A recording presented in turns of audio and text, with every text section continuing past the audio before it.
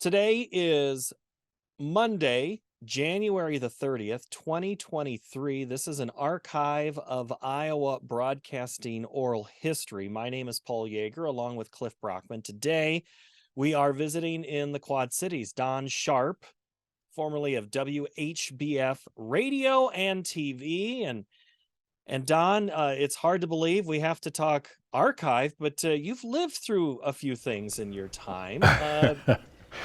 I guess what we always like to do is start at the beginning. How'd you get into where are you from, and how'd you get into broadcasting? Okay, I'm from Dundee, Illinois. I grew up, that's 30 miles from Chicago, west of Chicago. Talking to a person I knew not real well, but a couple years ahead of me in high school, and found out there was a broadcasting school. I had been a year at Beloit College, got married, had a son, and was peddling mail. And I said, there's a broadcasting school? Because I was really interested in sports and broadcasting. So I went to broadcasting school in Chicago. It was about a 3-month deal. And, I learned a lot just to start out with. Then I went down to Texas. That was my first job. Grabbed a U-Haul, baby, wife, pulled that down to Stephenville, Texas, which is about 30 miles or so from Fort Worth, southwest of there. So that was the start. It was to say a small station would be, I don't know, putting it mildly. We were out in the middle of a field is where we were, which made it kind of nice to talk. The cows came to the window every so often and things like that. But 6 months was enough of that. We came back to Freeport, Illinois. Now this is all radio, is all. We spent a couple of years in Freeport. It was interesting, a daytime station. I don't want to give you a whole lot of details, but there was one time I went out to cover a talent show in a grade school, which was fine. There was a singer and there was a trumpet player. And then there also was a baton twirler. And I started to think, how do you describe somebody throwing a baton up in the air and catching it? And it didn't work real well. I put it behind her back, anyway. And then I went back out in the summer to a nearby place for a county fair, and we were going to broadcast the harness races, which they always had. I was all set up, ready to go. They came by, and I'm describing it all, and they got to the other side of the track, and I forgot there were a bunch of barns and things in the middle of the infield. I couldn't see what was happening at all, so I was making up stuff and hoping that when they came around the final turn, maybe somebody I was talking about would be in front. Well, he wasn't, but or she wasn't, whatever. Didn't matter. But I described it all and made it up. Of course, nobody knew it was on the radio, but things like that were happening. Aberdeen, well, that's the beauty of it all, Don. Was it sports? You did. Was it sports in both Texas and then in Freeport? Well, not really. It was more like DJ, news, sports, everything. And then I went to Aberdeen, South Dakota for about a year and a half. That was kind of neat because they had minor league baseball and fairly high level minor league baseball at that time.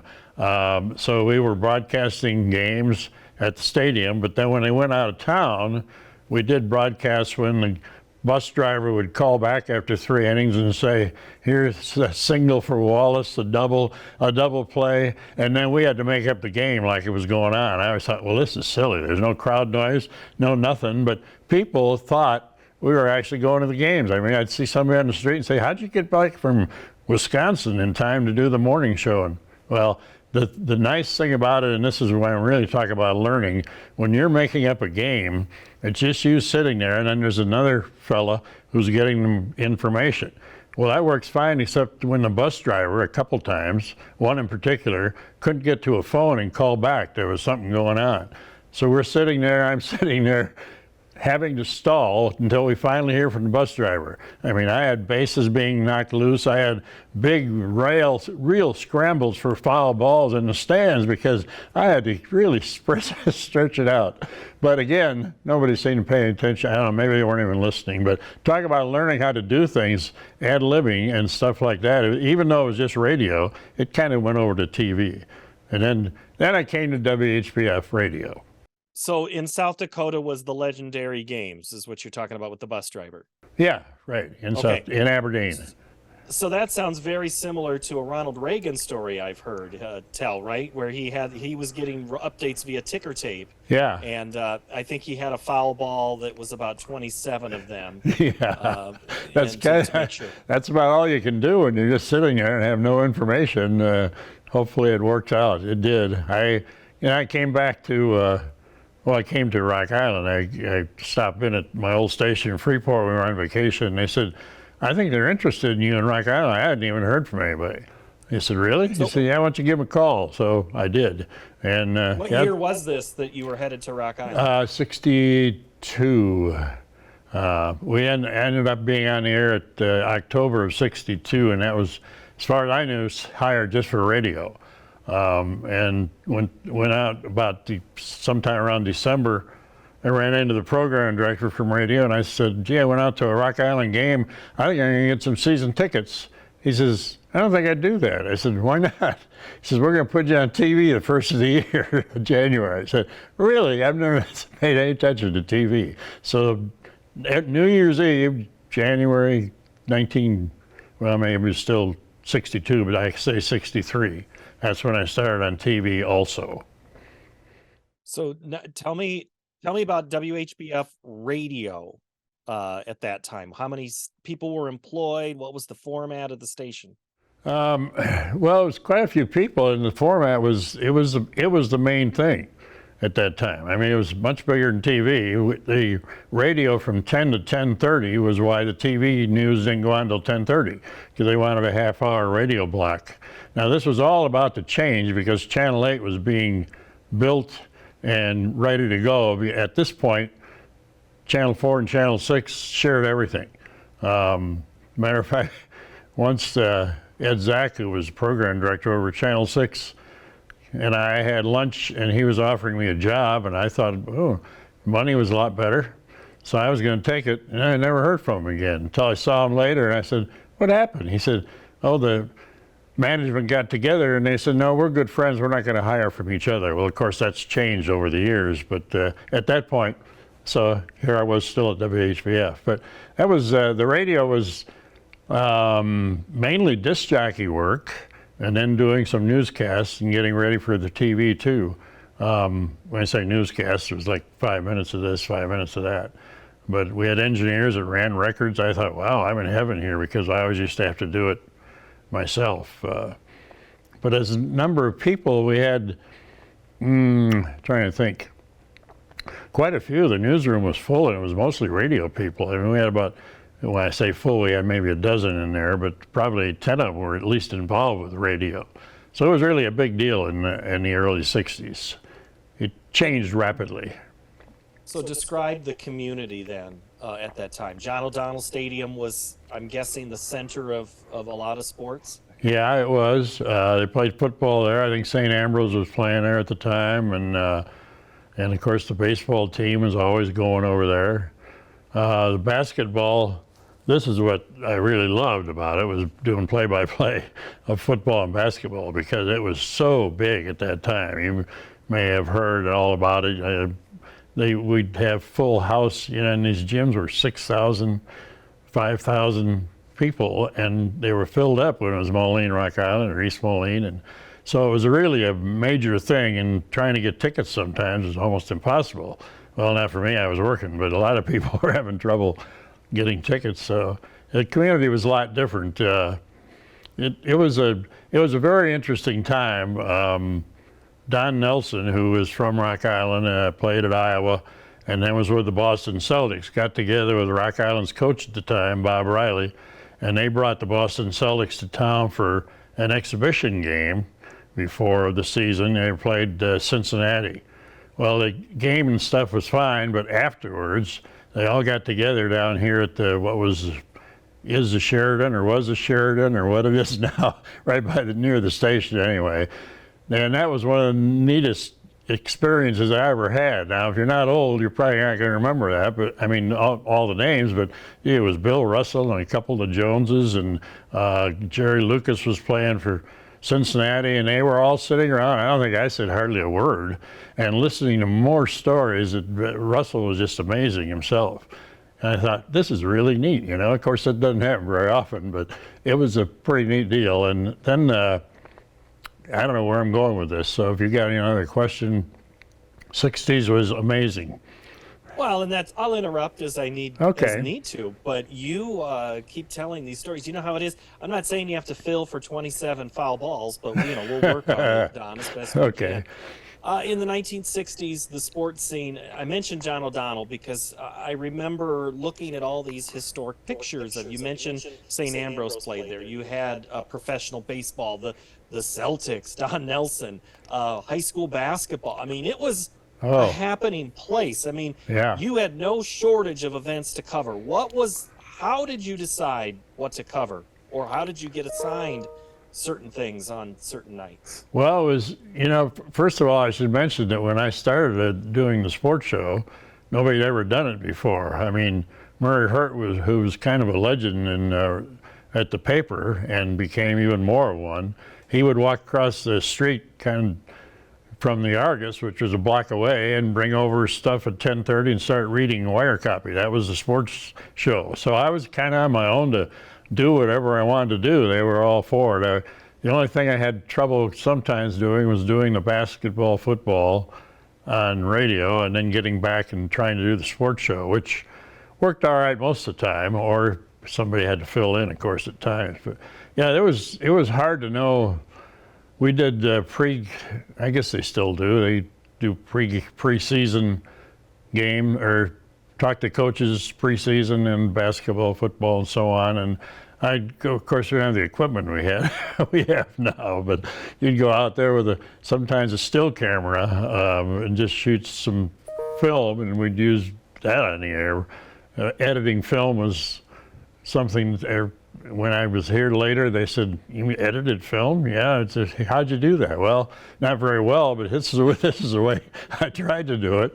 And you could do some amazing things with slow motion and stuff like that with film. But yeah, it was just a really busy time. And then the golf tournament came.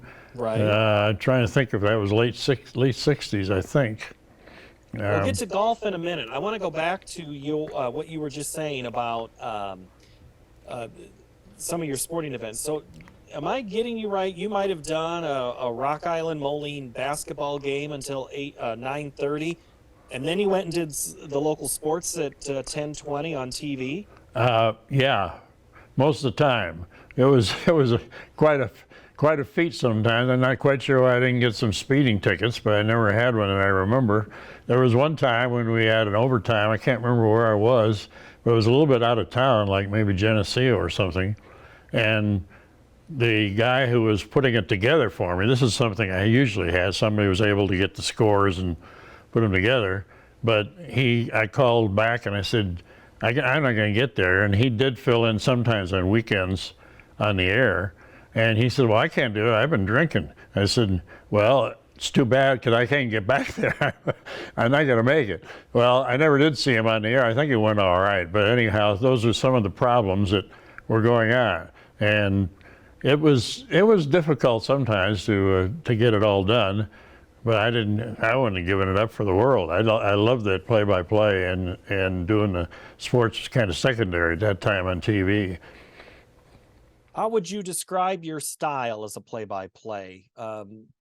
You know, that's always the thing that's talked about now, is you're someone who talks and describes a lot, or who were you copying? I mean, you know, Harry Carey was a big name at that time. No, there weren't. I suppose I did. By probably a lot of them, because all the styles were pretty much similar. I mean, nowadays there's a number of styles of doing it. I just did it mainly describing exactly what was happening with the action, and it seemed to be what people liked at the time. Trying to, especially with basketball, go so fast. Of course, that was also the easiest thing to do because you just kept up with it. When you were doing football, it was a little more difficult to see what was going on and so on. But yeah, I don't know if I definitely had a style. I liked being able to describe well, and I'd look at a tape later. The Rocky coach lived about 3 doors away, and lots of times went over after a game, and he'd have it on film or tape or whatever, and we'd kind of critique it that way. But he sort of liked my style, so I thought, well, I guess I'll stay right what I'm doing. Who was did you have an analyst with you? Yes. Excuse me. To start out with, there was the program director, his name was Frank Hicks, and he'd been doing the play-by-play. Now, I could tell you a terrible story if you really want to hear it. He and I got along all right. I went with him, then we started sharing. And 1 year of sharing, and I thought, oh, I really want to do this. So I had a brother who was here going to Augie.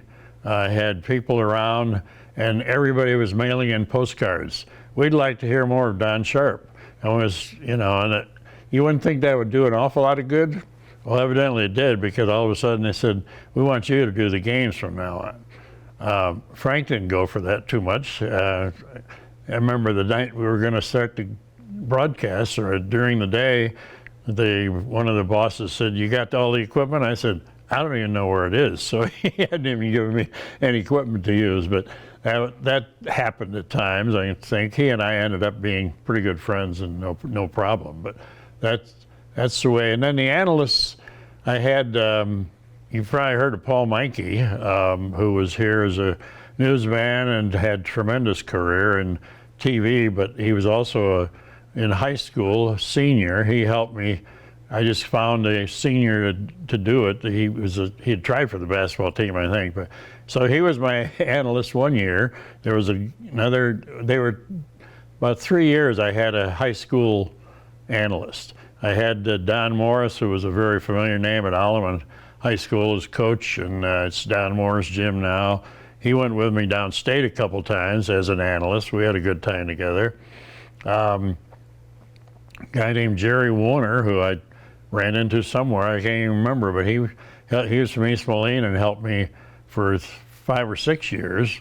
Then we spread out. A guy named Greg Schulte, who since then has become an announcer down in Phoenix. I heard from Greg that not too long ago. I heard he's not doing real well. I hope he's all right. But he was a helper and did games, and we had 2 sets of games going on then for a couple of years.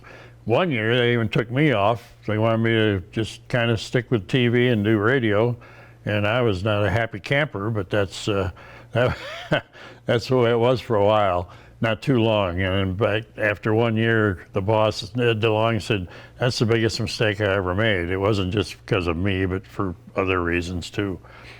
So in the 70s, or when the golf tournament started, or was there something else you were asking me before the golf tournament? I don't remember now. No, let's go. We'll get to golf. One more thing before we get to golf. It's like a tease, because we know the golf's coming. Sure. Competition-wise, how many stations are doing a Moline or a Rocky UT game? Yeah, there were 2 stations, 3.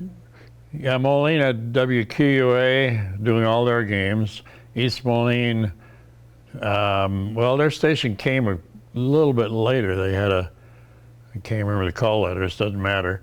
Galesburg, you'd have 2 stations down there when you went down. Quincy was liable to have 3. There were stations doing games all over the place. We were going over into Iowa at the time in the 60s because it was the same conference then. It's been a long time ago. I remember being out in Iowa City for high school and Dubuque for high school, and they had Bob Brooks and all kinds of people that did games. So there were a lot of stations doing radio broadcasts. Yeah, crowded. And they would all show up when it was time when professional golf came. Yeah. How did that come about, and did you get bitten by a golf bug? I got bitten by a golf bug at age 12, as a matter of fact. I started working at a golf course caddying back in Dundee and worked there all through high school. So I've been playing golf a long time and still am, as a matter of fact. But yeah, I was Bob Fry, who was a pro here in Davenport, and a really great guy, kind of was a push for it, and he had help from others. And the stations all got together. Well, the sports guys did. Wally Bowler was at Channel 6 and Bob Wilford at Channel 8 and me, and we decided that this was so important to the community that when they had a press conference, if something went wrong, it does go wrong with equipment at times, as you probably well know, and everybody knows who's ever been in this business. Once Wally Bowler for 6, I was covering a press conference, and he called a little later and said, geez, none of mine came out. Do you think I could use some of yours or trade some off? I said, oh yeah, because that's what we decided. If it would help the community, help the golf tournament and everything. And that's one of the few times I really caught the devil from the bosses. He said, you don't ever do that. I said, well, we decided that we would. It turned out there was never another time when there was even a possibility of doing it, so it was okay. But I thought, well, this is weird. I thought we had a pretty good agreement to help the community, and he was all for helping community. So then, anyway, the tournament was a great hit.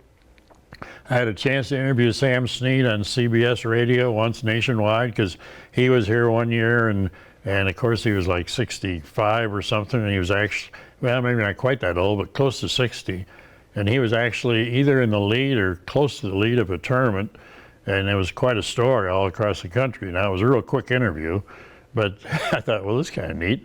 You can hear me all over the place. But that was the start of the golf tournament. The one thing, or a couple of things about the golf tournament. Once in the 70s, when Ed McMahon was helping out, or actually had his name involved, they decided sort of at the last minute, we're going to do a show the Tuesday night. They always had a get together for the high rollers and everybody else. And we're going to tape it because it's down here at Circuit 21, which is right across the street from the station. I said, wow. So Wendy Ellis, the first female anchor ever in the Quad Cities, and I were going to be the host and hostess. Well, McMahon said, evidently, he didn't tell me this, but we'll take care of everything else. They had some great guests, and we had a camera set up on our back platform right underneath the tower. We had cameras down below they had available, and I thought, this is going to be a mess because nobody really talked about what was going on. Well, those guys were all over at the hotel, and they'd come one by one. It was like, and there were people, people now, maybe not so well known now, but George Goebel and Sammy Kay and Bob Smith did Howdy Doody, and it was a great group. And then Bob Hope was here, and he was the last one they brought out. So it was just an amazing thing. It came off very well, mainly because those guys, I mean, you ask them one question, and they filled a lot of time. So that was kind of fun with the golf tournament. The other was when Tiger Woods was here, the only time. And interviewing, I always remember afterward, he was leading on a Saturday, and I was asked the first question, because I've been around so darn long, and I said, hey, how'd it feel out there? He says, oh, I'm feeling good. How are you feeling? And I kind of, I was taken aback a little bit. How am I? Oh, I'm okay. And I didn't have another question. But we talked to Tiger Woods at that point. The golf tournament Tiger Woods was a really big, that was a big get. That was a sponsor's exemption, if I remember correctly. Yeah. Any truth to the rumor that Tiger Woods may have spent the night or part of the evening while he was there playing at maybe a casino? Yeah, I believe that was very true. He got reprimanded a little bit, but nothing. They were so happy to have him here. It was just a matter of they weren't going to do anything to him about that. But did you think when the Ed McMahon, I mean, because that was a huge celebrity bump, and then did you think when that kind of went away that tournament was doomed? Somewhat, yeah. I mean, they're having trouble finding sponsors. The JCs, I think, ran it one year. Hardee's came in and helped some, but I really thought so. Kind of thinking so again, maybe the way the PGA is working now, but that was entirely different. I thought I was in big trouble, and then I found out later, and I don't have all the figures on all this, that although they missed Ed McMahon and the bump he gave him, it also saved him a lot of money to not have Ed McMahon, because it turns out he was not bringing all these guys in for nothing. I mean, they were friends of his, but it cost quite a bit of money for the tournament. So it was just fun to do always, and then mainly because, as you say, the golf bug, if that's what you want to call it, bit me at an early age. And when I worked with Tom Cornelis, golf was something that Tom did. He'd go down to Arizona and come back, and I was always amazed at how the knowledge that he had when it came time to cover that golf tournament. Covering golf on television is not easy, Don. How did you station people across, whether it was on the 9 green and the 10 tee box and the 18? I mean, how did you try to cover a big Well, the event nice thing like that? about it was because it went so long, we pretty much knew exactly where we wanted to be to get the best coverage, and you're talking pretty much the way it is. It was a 9th green or 18th green or some other spots that were good where you could cover more than one hole. But yeah, getting it together afterwards was always sort of a problem. There was so much going on. Luckily, and I don't think anybody ever realized this, but boy, we did on TV, the morning rounds were almost always the leaders. Well, they had to be the leaders for a while, but very few of the afternoon rounds came in because they were coming in 5, 6 o'clock. It was really hard to get interviews with them and get it done. But the morning people held up almost every year. It was amazing. But that helped a lot in coverage as far as getting press conferences and things done and talking to the golfers. But they were very, very easy to talk to, by the way. They didn't mind at all being interviewed. And so the coverage worked out pretty well. It was a very busy week. I was kind of glad when it was over, I'll tell you that. If I remember the first year after I retired, I thought, wow, I don't have to do the golf tournament this year. As much as I liked the golf tournament, it was... Yeah. Well, Oakwood would have been different than the TPC, because the TPC had a whole lot more hills than what Oakwood did, as I recall. Now, you mentioned Tiger Woods and all these names from the outside that came to the Quad Cities, but there's been some big sports names from the area. I can think of 3 pretty big names. When I mentioned John O'Donnell Stadium, there were some boxing matches Michael Nunn that were there that were of significance. What do you remember about Michael Nunn and how that story played out? Well, he was obviously very well known at the time, and then he had a big fight, 2 of them maybe at John O'Donnell. I think he did. He was an easy guy to talk to. He had some, I don't know, there's some problems afterwards, I guess, but when he was boxing, he was really all boxing and talking, and I didn't get too involved with him. I usually had somebody else that was kind of helping and doing it, because I, in the first place, didn't know much about boxing, which makes it difficult to ask decent questions. But if you get the right people working with you, which I had a lot of the time, really, then it's easier. But yeah, he was definitely known nationwide for 2 or 3 years at least. And you well know that, John O'Donnell. What other names were? Well, another name that I always think of that maybe many Iowans, they don't think that he was from Iowa, but Roger Craig played at Davenport Central, went on to Nebraska and the NFL. What was it like covering Mr. Craig? That was great. I still talk to one of his, I want to say brothers. And it wasn't Curtis, who was just ahead of him in playing, but not playing in the pros. Curtis in high school was ahead of him, and I still see him, his brother, another brother who lives around here still. But anyway, yeah, Roger he had hurt his junior year in high school and missed almost the entire season. I think he broke a leg or something. But he was very easy to talk to and a very sharp guy. And of course, covering him from that far away in San Francisco was pretty done nationally, pretty much done. But then he came back and then he got involved with the casinos and so on as a spokesman and got to know him a little bit better. He was just it's amazing he's not getting more recognition than he has been. He was really important to San Francisco 49ers. Right. You always hear about Jerry Rice and Joe Montana, but if you're not able to run the ball, you weren't able to throw it. But right. He was very good at running it, that's for sure. A.C. Earl was one that was maybe more regional, had some time in the NBA, but he had that was Quad City basketball. Played at Iowa, yeah. He's still around the area. He's got some basketball things going on with youngsters and so forth. I never got to know A.C. very well, broadcast him playing, and he actually was on the same team with him was a guy who played pro football for about 15 years, and now his name is escaping me.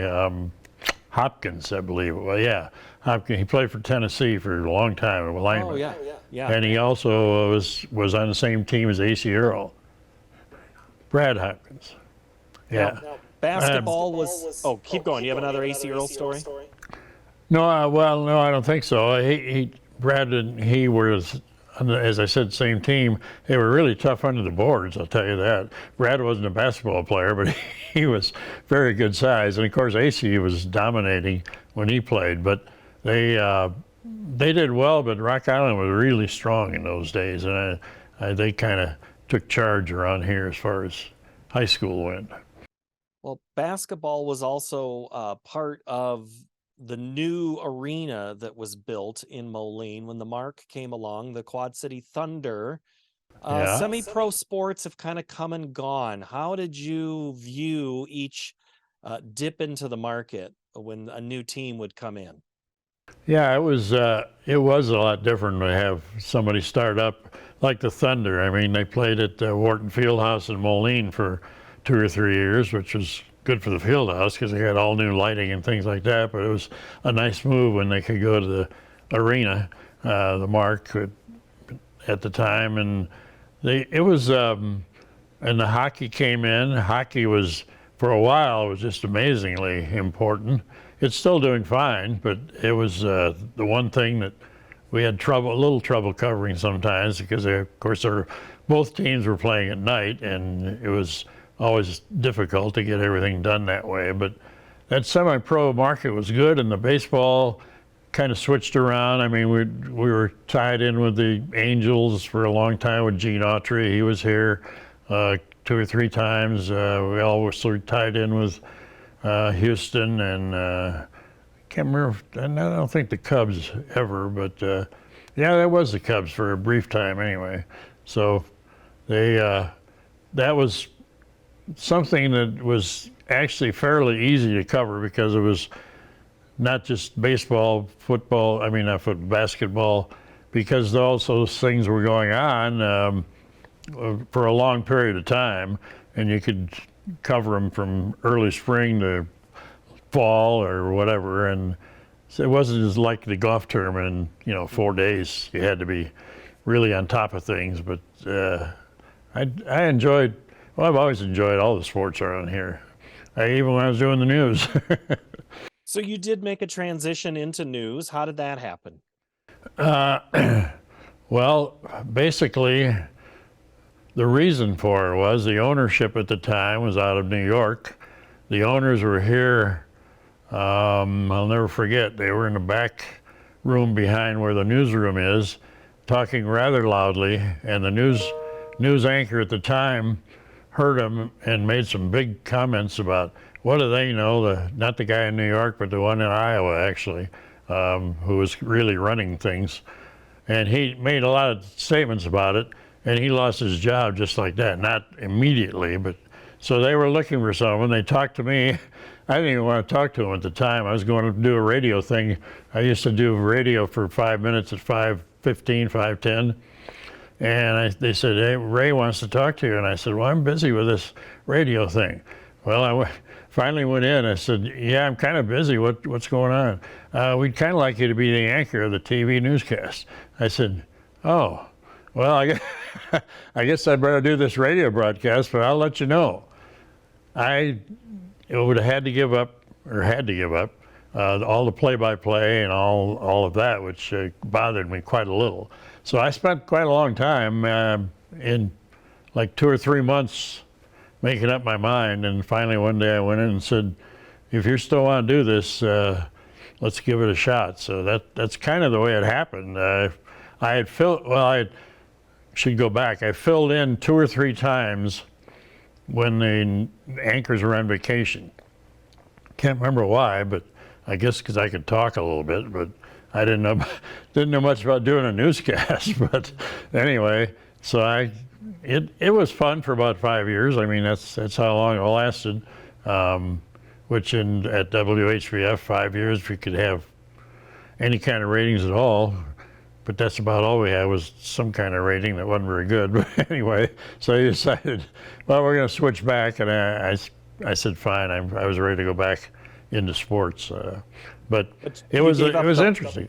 You gave up the play-by-play though when you came back to sports? I did. Yeah, I did. That was the last time I did games. Was that year. Do you remember what year that was? 90. I started in 90, I believe, 90 to 95. And the play-by-play last games I did, Rock Island had an unbeaten team and got upset in a tournament game. I came back and was very, very upset that they lost. I was a fan. I'd covered them, all these years. And the guy, the anchor at the time, was the one I was talking about, said, well, you're going to lead off the news here. And I said, why? Well, it's a big story. He said, well, I suppose, but I'm not much in the mood. But I did it with the loss. But that's how I remember the years, more or less. It was 90. Basketball or doing the news was so different for me because, doing sports, you're pretty much on your own. You've got one person maybe helping you. You get a guy like Dave Revson who was with me. Boy, that was really help. I mean, he's done great ever since with the Big Ten Network, but didn't always get somebody quite that knowledgeable and good, but there always was somebody to help out. But then you go to news and all of a sudden you got reporters all over and they're writing new stories and doing, and in a lot of ways it was easier, even though you got to sit there for the whole half hour, which in sports, of course, you get there about 30 seconds before you go on the air and you leave again about 30 seconds after you're done, but that's just the way it is. Yeah, sports people parachute in when it comes time. Yes, they do. They do. You do the thing and you're gone. You mentioned Dave Revson. I was talking to Cliff Brockman before we rolled. I remember Dave had come through WHBF, so you worked with him. What were some of the other names that went on to, I won't say better pastures, but bigger places that maybe left a mark nationally? Yeah, you mean just working with me or just the ones I knew from the newsroom? Or yeah, either way. Yeah.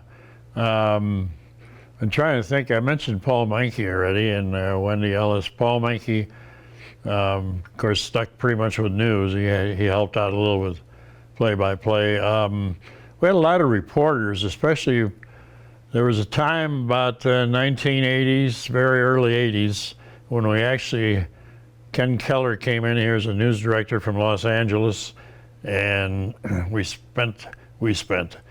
the management spent a ton of money all of a sudden, got a whole lot of really reporters who had been around, and he came up once, the manager, general manager, with a huge thing of champagne because the ratings had come out and we were actually in first place for the first time and I don't know how long. I think it lasted about till the next rating period, but still it was kind of neat. But those that went on, I'm trying to think of names that I can remember. There were reporters, a guy named Michael Golden who went into Chicago and into California. I still am in touch with him at times. He's more of a writer than anything else.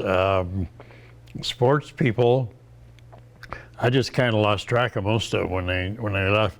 I had a guy named Jim Campbell who was a big help, and Jack Ramser, but none of them went really on. Now, I know a lot of people in the market did and still do. I almost did once, but where was that? Who called? Well, a guy that had been working here, was in Madison, Wisconsin, and they were looking for what I thought was play-by-play of the Badgers and maybe even Green Bay. Got up there, and it was a possibility of play-by-play. It was doing TV sports, and I wasn't nearly as interested. And then the guy that guy that got the job was, I don't remember his name now, but it doesn't matter. All of a sudden, I heard him doing Green Bay Packer games, and I thought, well, I guess that would have been a pretty good job. But that was the only time, really, that I thought about it, and I didn't get the job anyway, so it didn't matter. But well, our old mutual friend, Fran Riley, the late Fran Riley, used to say Wayne Larrivee was a friend. But that was a different time. But hopefully you didn't lose out to Wayne Larrivee for that. No, it wasn't Wayne Larry. He came out. Well, he's still there, actually. You're right. Yeah, I never knew Wayne very much, but I've followed him. He was always very good at Iowa and then on to Green Bay. I mentioned a number of names, bigger names and stories. Are there other stories that stand out to you as you reflect on? Well, the one when I'd go around and not a lot, but to schools, for instance, and talk to a 8th grade class or a younger kids class, the one that always got a big reaction was about Michael Jordan. Bulls came in.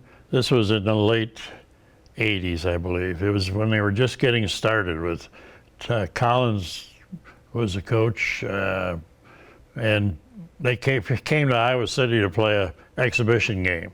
I don't even remember who they were playing. The only thing I remember about it, and the kids always got a huge thing out of this, I was sitting underneath the baskets as it spread out with the photographer, as everybody was, and Michael Jordan came racing after a loose ball and did like a scissors jump right over my head. So that was one thing. And then as he came back, he patted me on the head and he said, "I bet I had you scared, didn't you?" And that was the whole thing. But boy, that story, those kids would say, "Michael Jordan, really? You know, holy cow!" And of course, he was known then, but not nearly as much as he would be about a year or two later. So you had Tiger Woods ask you a question, and Michael Jordan ask you a question. Yeah, that's right. That's right. There's a lot of them, I guess. Way back in Freeport, Illinois, on the radio, they had White Sox came. I'm a big White Sox fan. They came out for their winter whatever, and Bill Veeck was running the team at that time. Talk about a character that was fun to talk to. He'd take his leg off and use it for an ashtray with his knee and so on. And it sounds kind of bad, but it was a night of gaiety all around. And there were 7 or 8 White Sox players there. And I just talk about who I happened to stand next to in a urinal or bathroom. And it just was a fun night. Now, there were a lot of things like that. Cubs used to come around too and bring people that Ryan Sandberg and so on to talk to that they don't come out here anymore like they used to. But no, they can all do internet videos, and it means just yeah. They can. When you think of 2 or 3 huge events, if you could just boil down 2 big highlights in your time of sports or even news that you think that belong on the Mount Rushmore of Quad City sports, would it be, say, a Michael Nunn fight or the weekend that Tiger Woods was there? I mean, there's been a lot of nominees. Yeah, well, those are 2 that'd be pretty hard to skip by, that's for sure. The Michael Jordan story was Iowa City. It wasn't exactly in the Quad Cities, and of course that was just a preseason game too. But I go back to when the Celtics were here with their team that won. The NBA was not nearly as big then because TV-wise they were on maybe once a week or twice a week, but they won the championship for about 12 years in a row or something like that, and the names were so familiar. That was one thing that ended after those 2. They came back a second year too, but that first year was the one I remember. Other big events, I hadn't gotten very far thinking about that. What would be higher than those things, but not very much. If the golf tournament, I guess, is one thing that I really appreciated, even though I said it was hard work, but I did, and I think that was a big event sports-wise. Well, news-wise, pardon me?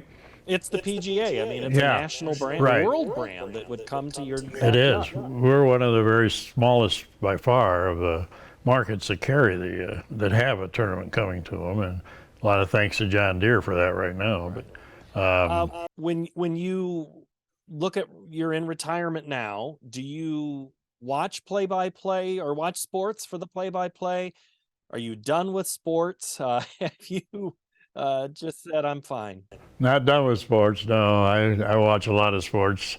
Ask my wife. we watch. I watch a lot of games. She reads a book, but she watches some too. But no, I'm a big Illinois fan. Well, this is Iowa. Oh, I like Iowa also. As far as college things, I said I was a White Sox fan, follow them closely. I like watching and listening to the announcers, the ones I'm just like all the other fans. Some I can't stand, some I really think are great. And it's fun to compare a lot of them. But I definitely watch sports, and I watch a lot of golf still, and think these guys are good to do that, or most of them, because it's a hard thing to cover. Well, yeah, you could easily give grades. I think when you say the White Sox, you get to now listen to Jason Benetti on a regular basis on Oh CBS. boy, I think that he's is really, fun. really good. Yes, he is. He's very good. And Steve Stone is just a perfect partner for him too. Yeah, that's the one thing I like about the White Sox. A little too brutally honest for the Cubs, which is why he's a White Sox announcer. All right, Don, I greatly appreciate your time. I want to thank Brian Bobb has been helping us out. Also, news director Eric Olsen on this from WHBF, and Cliff Brockman is with us. So, Don, thank you so very much for your time. No problem. I enjoyed it. I hope I kept things a little bit straight. Boy, the mind doesn't always work so well anymore. That's all right. We went down a lot of memory lanes here on this Archives of Iowa Broadcasting interview. Thank you so very much for watching and reading along here as we continue our discussions across those who have worked in and around Iowa. Thank you for watching.